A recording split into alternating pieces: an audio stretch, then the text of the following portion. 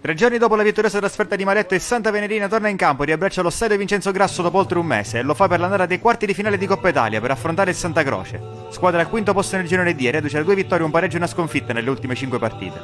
Mister Calvaruso non può contare su Daniele Scapellato e De Leonardis e torna al 4-3. Tra i pali Spazio Boallegua, in difesa con Spampinato e Zanella tornano Gulli e Buonaccorso al posto di Calia e Lopez. A centrocampo chance dal primo minuto per Pisasale accanto a Basile e Fabrizio Scapellato.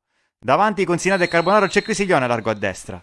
Le due squadre cominciano con le marce alte la partita. Dramessi libera in mezzo ai due giocatori, poi resiste alla carica di Basile e apre a destra per Golisano che può spingere. Golisano, il cross dentro per Basile di testa, fenomenale riflesso di Boallegua che salva la sua porta. Dall'altra parte Scapellato cerca in profondità Carbonaro, posizione regolare.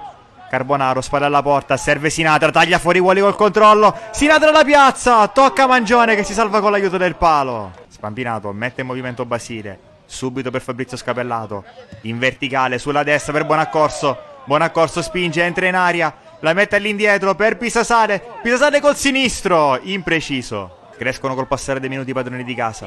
Sinatra riceve da Gulli, viene a giocare nelle retrovie Sinatra, salta un avversario, poi lancia nella zona di Carbonaro che si defila a sinistra.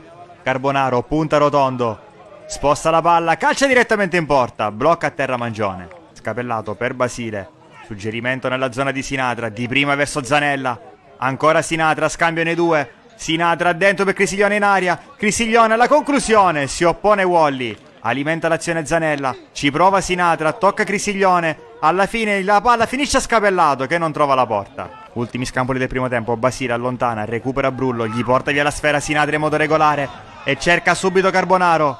Carbonaro punta a Golisano, si fa vedere a Fabrizio Scapellato, servito, Scapellato dal limite, fuori di un soffio.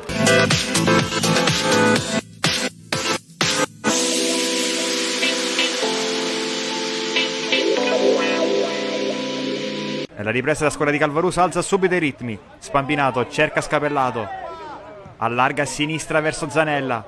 Zanella va all'1 contro 1, una finta, poi il traversone sul secondo palo verso Buonaccorso al volo, ci mette una mano Mangione. 57esimo, Basile comincia l'azione dalle retrovie e va da Pisasale, lancio in verticale per Carbonaro, lo scatto e il duello con Rotondo, tocca a Rotondo, poi Wally con la punta per fermare Carbonaro, firma un autogol clamoroso. Il Santa Venerina è in vantaggio grazie all'autogol di Wally.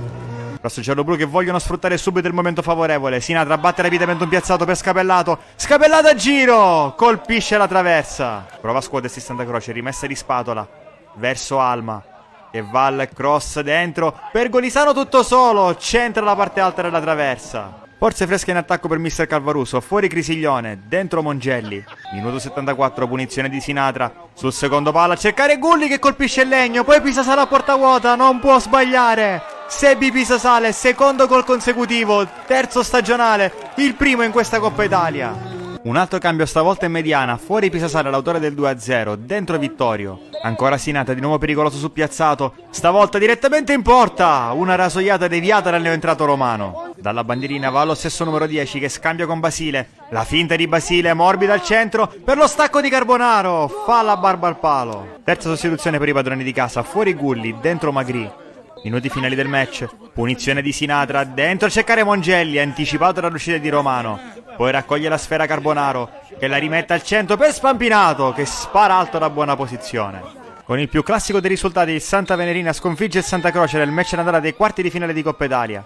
Una partita bella e lottata nel primo tempo, poi nella ripresa la squadra di Calvaruso è uscita alla distanza, soprattutto dopo aver sbloccato il punteggio, meritando e legittimando il doppio vantaggio. Un vantaggio che dovrà essere gestito con grande attenzione nella serie di ritorno in programma mercoledì 18 marzo, perché gli avversari hanno dimostrato di essere una squadra pericolosa. Domenica i rossogialloblu scenderanno ancora in campo allo stadio Vincenzo Grasso e affronteranno un Atletico Catania a caccia di punti salvezza.